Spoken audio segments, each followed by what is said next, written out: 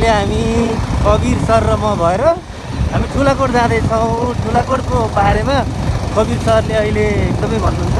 हामी कहाँनिरबाट छिर्छौँ कवीर सर? हामी कालिका चोकबाट चाहिँ सिधा उत्तरतिर लाग्छौँ। उत्तर कति किलोमिटर हो? करिब त्यहाँबाट 8बाट 10 किलोमिटर छ। ए हो, यसको बारेमा अहिले डिटेल भन्नुपर्छ है। हुन्छ, यताबाट लाग्छौँ। यहाँबाट हामी देब्रे जाने हो कवीर सर। हामी पोखराबाट हो अहिले, सिधा गयो भने काठमाडौँ। अब यता देब्रे चाहिँ हामी जाँदैछौँ।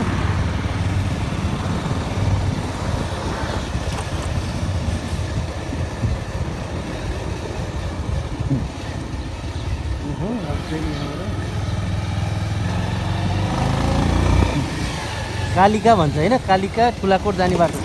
यो कालिका चोक हो। अर्को बाटोबाट नि पुगिन्छ नि होइन र? यो बाटो माथि जाने चाहिँ करिब 3टा बाटो मैले देखेको छु। 3टा बाटो, तर सबभन्दा सर्टकट अलिकति टाइम चाहिँ कम लाग्ने यही हो। ए छोटो बाटो यही हो। बाटो बन्दैछ यहाँ चाहिँ अहिले। बाटो फराकिलो बनाएको, बन्द गरेको होइन, फराकिलो बनाएको।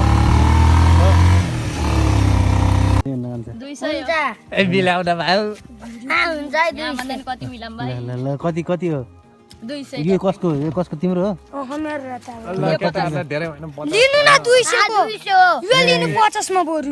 यो त देखेकै छैन के यो त यहाँ बम छ कि गोली छ कि बारुद छ कि? कहाँ हुन्छ यार दुईटा 100 दिन न। ल दसैँ माने केटाहरूले। ल खै 200 रुपैयाँ देखा त भाइ। ल अब हाँसेर भन्। ल नडाडी भने कति रुपियाँ पर्ने हो? 200 हो क्या अंकल? ढाँट चाहिँ यसले 5 रुपियाँ पर्ने हो। 5 रुपियाँ पर्ने। ल बाई बाई। चक्को लाएर यो बेलाउती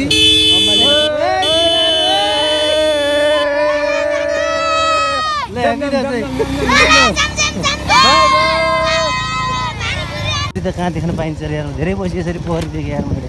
कुन ठाउँ हो? कालिका हो यो? वडा कार्यालय कालिका। ए कालिका मन्दिर यही हो? कालिका मन्दिर।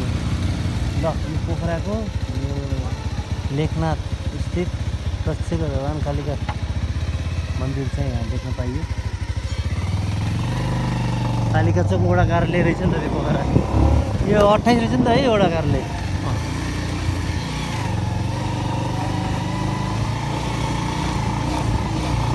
कालिका बजार।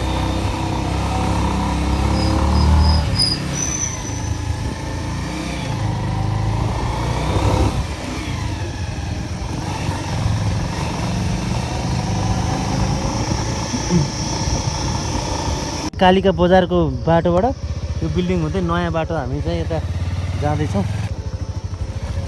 हो पिङ देखेँ, पिङ देख्यो। पिङ खेल्नुपर्छ है। खेल्ने हो? खेलेर जाने हो? अहिले मान्छे रहन्छ, अहिले खेलेर जाउँ त सकरका है त। ल हामी अब पिङ खेल्ने कुरो भइरहेछ होइन कवीर सर? होइन कवीर सर? हो, आउनुहोस्।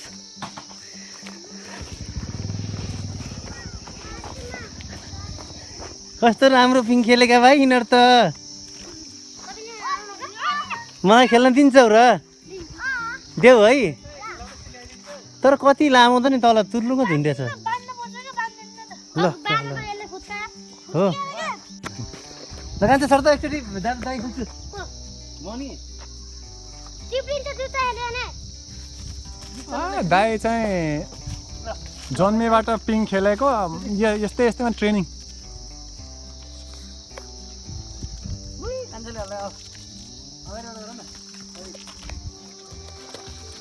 अझै हल्ला न केटी, हल्के किन हल्दैन यार? पिङ ठुलो रहेछ, पिङ ठुलो रहेछ क्या पिङ। दसैँ आयो है, दसैँ आयो कवीर। त्यसरी होइन, त्यसो दसैँ आयो।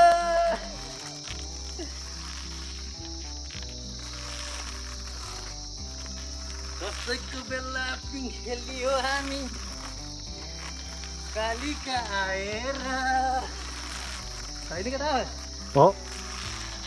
कतिको मचिन्छ फर्काइदिउँ? सक्छु है।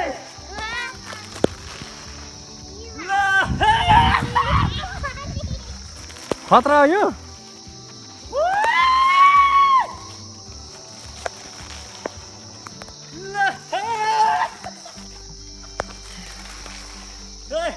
मलाई र बल्ल दसैँ आएको तँलाई पिङ रहेछ है दसैँ ल्याउनु त हो राम्रो रहेछ पिङ चाहिँ एकदम राम्ररी हालेछ टेढे हुन्छ नि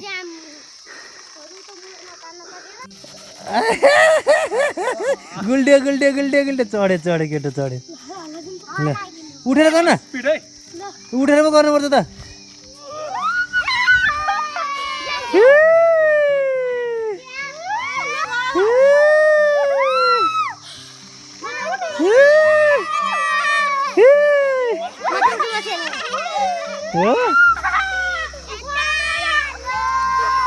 खाना पिउ ल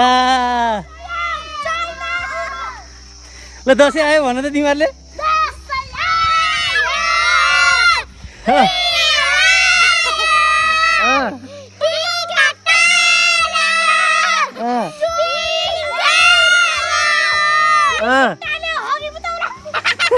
के अरे रिसोर्ट हो रिसोर्ट के रिसोर्ट रिसोर्टको नाम त थाहा भएन न्युली इस्टाब्लिस GCC अरे रिट्रिट फर कन्साइन्स अरे GCC रिसोर्ट अरे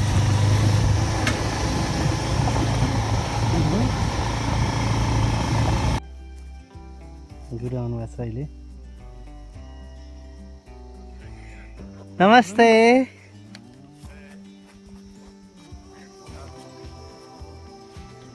नमस्ते नमस्ते How are you? I'm very fine. Having wonderful I was here after maybe 10 to 11 years. Really? Yeah, before, yeah. Well, enjoy. And then, Look, yeah, yeah. it's very beautiful. A beautiful day. And on the inside, even more so, this Guru हुनुहुन्छ यहाँ place चाहिँ over here is very blessed. Swami Anand Yes, Madan Guru every हुनुहुन्छ time I go there, I have the most wonderful photographs and make one video. full place where the meditation यो ठाउँलाई एकदमै ऊर्जा भएको ठाउँको रूपमा लिनुहुन्छ हाम्रो गुरुले यहाँ गुरु चाहिँ अस्ट्रेलियाबाट हुनुहुन्छ यहाँ धेरै वर्ष भयो उहाँ चाहिँ यो ध्यानको लागि आउनुभएको यहाँबाट उतापट्टिकोमा जान्छौँ अहिले हामी यो देखेको यहाँ पनि जान्छौँ यो त्यो एरियादेखि लिएर यो एरिया यहाँ चाहिँ Old kitchen. Yeah, okay. That's the toilet. Toilet and that. No water, but Okay. I heard apparently they did not succeed because of water problems. Okay. Water. Water. You know, Maybe that's the problem. You know, every time I come here, Okay. especially later on, people the word I hear all the time is pani. Yeah, it's the better option for the rainwater harvesting here. Yeah, Well, I think so. But it's difficult in this time. Yeah, due. this time in Yeah. dry months, Yeah. you need lots of tanks up here. Okay. It's good that there's a road up, Mm-hmm. so water can be brought up. Okay. So No takes us here. in here, It's open, yeah. yeah, it's left open. This is our meditation room. Okay. Yeah. This is. Yeah, we came out. Sabode and I came out here recently to meditate. So this is them. यो चाहिँ पहिला रेस्टुरेन्टको लागि बनाएको रहेछ एकदम राम्रो ठाउँमा पानीको कारणले गर्दाखेरि पानीको सर्टेजको कारणले गर्दाखेरि अहिले यो लिन अवस्थामा छ We need to be in tune and be in the let go with the fact. That's why meditation is so important at this time. It's so precious. People who meditate, and people meditate with me, social rahasya, young people mainly. And that's why I do it in schools. Even over at Savitres, some young people have been coming to meditate. So that they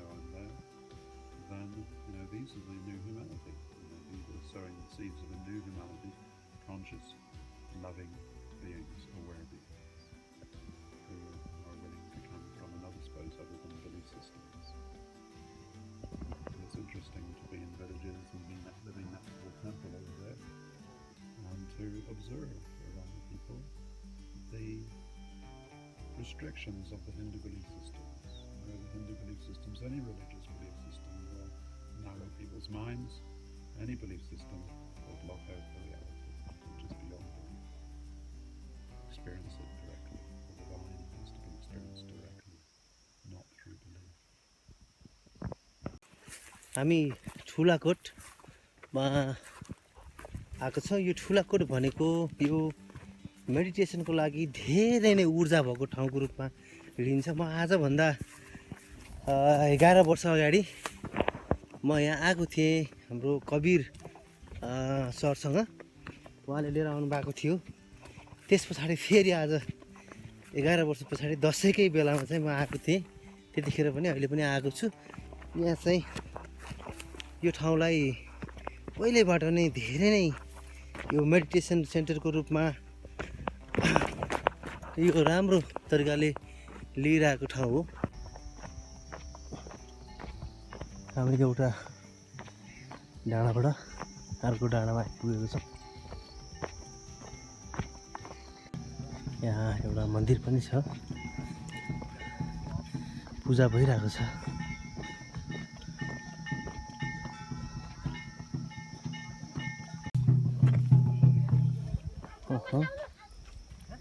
Om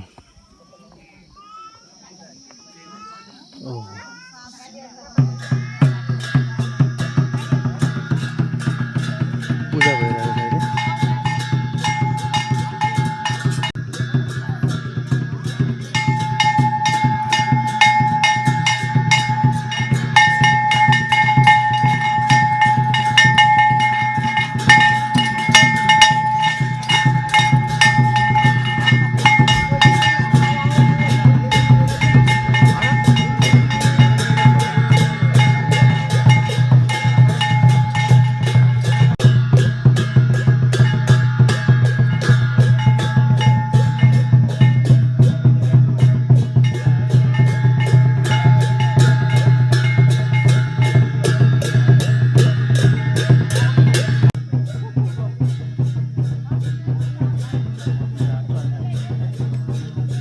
यो काल भैरवको मन्दिर रहेछ र आज यो पूजा, नवमीको पूजा रहेछ। यहाँ चाहिँ हामी लगभग होमस्टेमा आइपुगेको छौँ, चन्द्रकोट, जहाँ कि हाम्रो स्वामी गुरु स्वामी आनन्द मन बसिराख्नु भएको छ।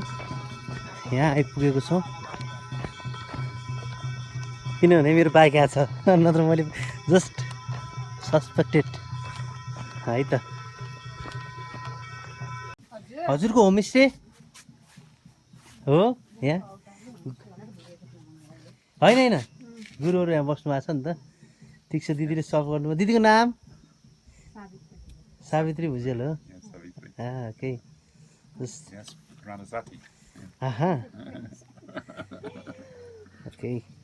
Okay. Your name and where you from? My name is Swami Anand Manan. I was born in England, and I was very lucky in England that I was not brought up as a Christian. My parents were intelligent enough to leave me alone enough so I could find my own way. And then in 1991 I emigrated to Australia, where I've been living and teaching. Most of the time I've been a teacher in England of English and social and other things. I've been very lucky to be introduced to schools in Pokhara, and for the past 7 years or so I've been sharing in schools, meditation in many schools in Pokhara. Very, very fortunate now that I'm retired to have this beautiful sharing opportunity to share with beautiful young people from Nepal. The young people are the future of humanity. Let's leave them open. Let's avoid stuffing their heads with all kinds of nonsense, but leave them open so they're free to explore through meditation themselves and come home to themselves, their inner glory, their inner divineness, their inner peace. That's what I'm doing here, okay? Please, could you tell me something about this place? Yes, Thulakot basically is an ancient site. There are ancient temples here, which are still there. You can see them in the form of mounds. And one of the mounds behind us still has a Shiva temple and another temple on it. And they're celebrating Dashain there at the moment. But people forget that these are very ancient temples, and they have a tremendous energy, which is why this place is a beautiful place to come and meditate, so that you can find the inner silence, the inner peace within yourself also. So Thulakot is a crossing point of earth energy lines and ley lines. It is a great place to meditate. It has tremendous energy here, and it's beautiful to come here. I've been coming here for 7 years. 7 years. And with various people, including the friend Kabir here who introduced me. And this is a beautiful place to come and just be silent and be refreshed by nature, but also by energy, by the presence, and also by the divine presences here. So I've always been coming here to meditate, and the meditations here are very strong, very powerful. Yes. How you know about this place? My friend Kabir introduced me. He brought me up here because he was also coming here, and he knows that this is a very special place, so he brought me here many years ago, Swami Kabir. And when I got here, I was amazed at the energies. I sat down and meditated at these ancient temples. One temple is dedicated to Shiva. You can connect with the timeless presence of the Master Shiva here. The next one along is Krishna, an ancient Krishna temple. You can connect to the timeless and ancient deathless presence of Krishna here, particularly at that site. The next one along from here where we're standing. Beyond that is the temple of Gorak, the Master Gorak, the Tantra Master of Nepal, and you can go into very deep meditations there. Very beautiful place. And beyond that is 2 more ancient sites, which are ancient temples. And it's very good to come here and meditate on these ancient sites. They have been forgotten about, basically because people are not meditating. They're not conscious enough to feel that there is a very deep presence, very ancient, of silent masters here, and also devas, what we call devas, and earth energy spirits. This is a very powerful place indeed. So it's good that people come here and enjoy the place, and hopefully it won't be overdeveloped so that these energies are not too disturbed. If they are disturbed by too much development, the effects of it could be very harmful on the people in the area. We don't realize that when we disturb natural energies, everything gets disturbed, and that can be actually quite dangerous and quite negative. So we have to be aware, sensitive and alert when dealing with issues of development in natural places. That's my message basically, is to help people wake up through meditation to the beautiful nature that we're involved in here around Pokhara. I know that Pokhara happens to be the third eye center of the whole planet, the Annapurna range, particularly this place, and there are other places too around here, which are very powerful places. And it's to be appreciated, and can only be appreciated if you go deep in meditation, beyond your mind, beyond all beliefs, beyond all ideas that you have. And then you can feel and you can connect with the ancient masters. For example, the Master Shiva is not dead. He's very much alive for people who are connected through meditation with him. The same applies to Krishna, Kumari.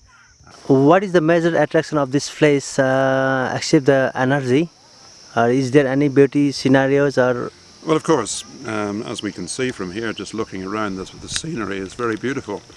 Mainly because this place is like an island. There are no nearby hills really obstructing the views. That's why it's beautiful from a physical, geographical point of view. If you look on one side, you can look down and see over there Begnestal, and that's very beautiful from here.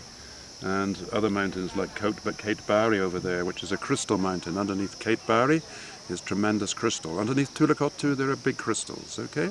So that adds to the energy here. You look in the opposite direction, you can see the Himalayas on fine, clear days.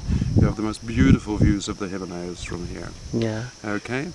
And in all directions, you can see from the other end, high up where the Ensel Tower is, you have beautiful views right along to Manaslu and other high Himalayan peaks around there, okay? So you have a beautiful opportunity to see the Himalayas from here. Even you can get a glimpse of Dholagiri, particularly Annapurna 1, 2, 3, 4. Yeah. They're very visible here, okay? Okay. So down in the deep valleys just below on this side, the villages, one like Dermari, for example. It's very beautiful to look down there and see breathtaking views, rivers flowing down, and the sound of the birds and the songs of the birds. There are still wild tigers occasionally seen up here. It's still wild, okay? So I think we need to protect that wildness, preserve it. Not too much development, okay? So that the native animals, the beautiful monkeys here I've seen, and other beautiful creatures racing around, and they're all very beautiful, okay? So we need to protect and conserve these areas, and it happens through sensitivity. Development can happen, but it needs to be done with tremendous sensitivity so the energies of the place are not disturbed, okay? And the views are not disturbed. And Look at it, isn't it beautiful here? Yeah. and great. what should we do to preserve this energy as usual? To keep it natural, that has to do with an ancient science of building, okay? So that the buildings that come up here need to be coming from a meditative vision so that they're in harmony with the whole area. In general, I would generalize it is better to build circular houses, okay, circular structures, not rectangular ones, because that is more feminine, that is more harmonious, okay? The circular structure is very feminine, and that preserves a very beautiful energy. And to make sure that the structures are aesthetic, in other words, that they're beautifully in harmony with the natural surroundings. That can be done, okay? Okay. Yeah, beautiful. And I saw here the two hills. The main one is the back side of yours, and another is here in this side. Are these two equally important, or for the meditation? For meditation, they are both important. The smaller one down there, I think you're referring to that one, is a very beautiful site, ancient site as well. I've been there, and it is very beautiful to meditate down there. Okay, it's called something. I forget the first name. Medan. This one up here is Thulakot, as you can see, and the energies around there are very beautiful. Just below the Ensel Tower is an old abandoned restaurant where the energies are particularly beautiful for meditation. Where we have actually been today. I love to go there because the meditations there are significantly powerful, very, very deep. It's as if we get showered with light, with divine energy, tremendous joy, tremendous bliss happens for me there, just sitting and going inside silently. So it's helpful if people are made aware of that precious aspect of this site. It's an ancient, sacred temple, a nature temple, okay? And yes, we can put meditation places on it, but they need to be in tune with the environment, with the energies, and help people to become sensitive through it. This happens through meditation. Okay?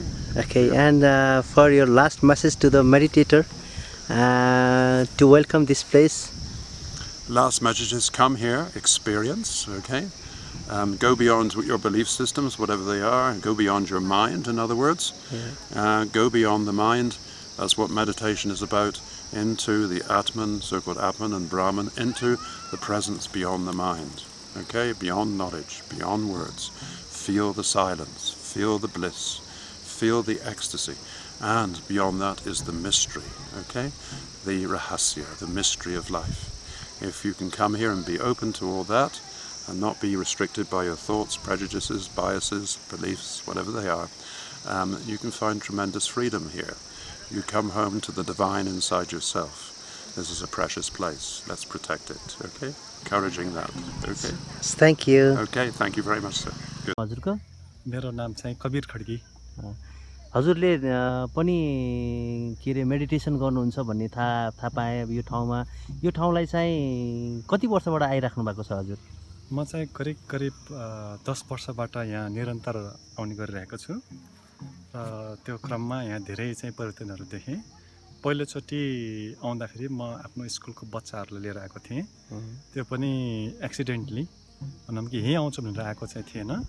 Tiger माउन्टेनसम्म हामी तल एउटा hotel छ त्यहाँसम्म गएको थियौँ, तर अचानक त्यहाँको एकजना चाहिँ दाइले यहाँभन्दा त राम्रो एउटा कोट छ उता जानुहोस् न, हेर्नुहोस् कस्तो लाग्छ भनेर चाहिँ मलाई पठाएको कारणले गर्दाखेरि त्यो बेलामा म पहिलोचोटि आएको थिएँ र हाम्रो प्लान त वास्तवमा अरू ठाउँ घुम्ने थियो धेरै, तर यहाँ आइसकेपछि हामीलाई लगायत म लगायत अरू 7-8 जना स्टुडेन्टहरू थिए।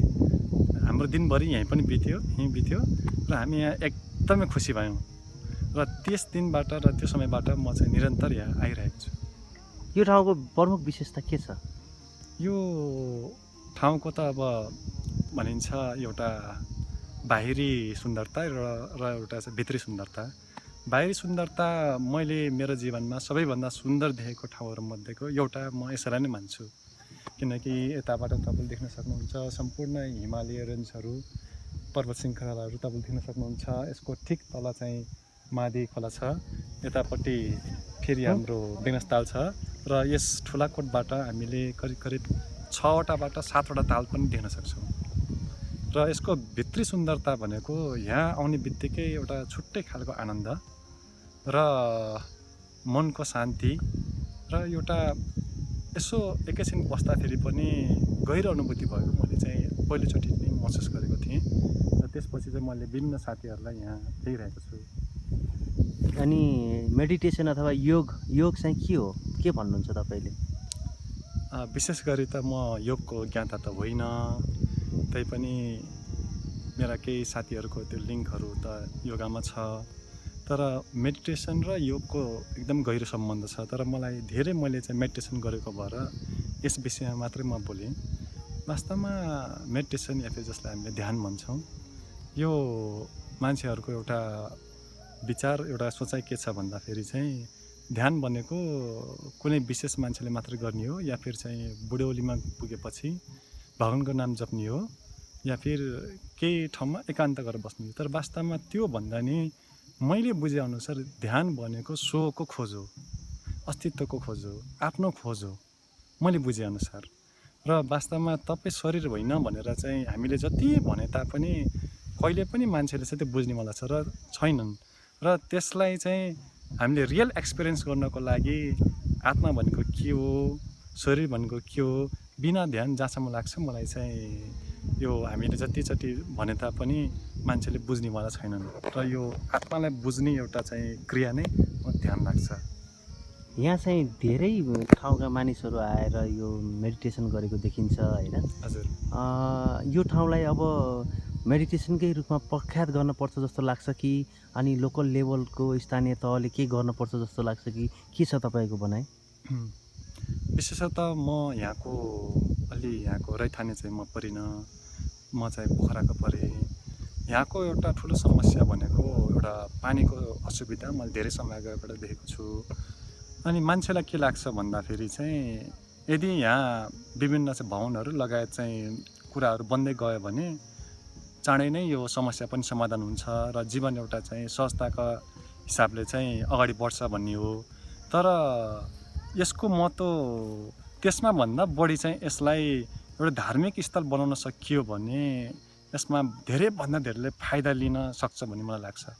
एक त जस्तै कि हाम्रो यता लुम्बिनी, पशुपतिनाथ भने जस्तै यो एकदमै प्रख्यात ठाउँ हुनसक्छ, किनकि यहाँ तपाईँहरूले देख्न सक्नुहुन्छ 7-8वटा चाहिँ सानो चुचुराहरू छन्। चुचुरा भन्नाले चाहिँ यो डाँडाका टुप्पाहरू, यिनीहरू वास्तवमा हजारौँ वर्ष अगाडि चाहिँ यहाँ विभिन्न मन्दिरहरू थिए र समयको अन्तरालमा ती मन्दिरहरू भत्किए र बिस्तारै मान्छेहरूको पनि यहाँ पहुँच कम भएर आउन छोडेर बिस्तारै ती भग्नाशेषमा पनि विलिन भएर र सायद अहिले चाहिँ सबै चाहिँ माटो मुनि छन् होला।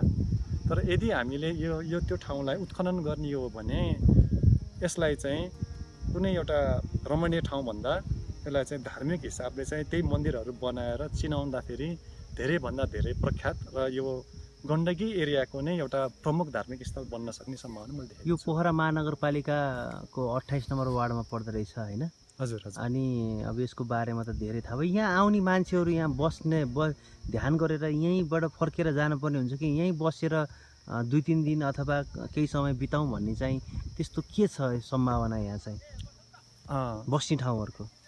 बस्ने ठाउँहरूको अहिले हालसालै यही तलतिर चाहिँ अलि सुविधाजनक एउटा होटलहरू चाहिँ बनेको छ। आजभन्दा धेरै अगाडि चाहिँ यहाँ के पनि थिएन, बस्ने सुविधा थिएन र तर हामीले ठ्याक्क यो कोटको तलपट्टि एकजना दिदीको होमस्टे छ जसलाई सावित्री होमस्टे भनिन्छ। त्यहाँ पनि हामी आएर बस्न सक्छौँ।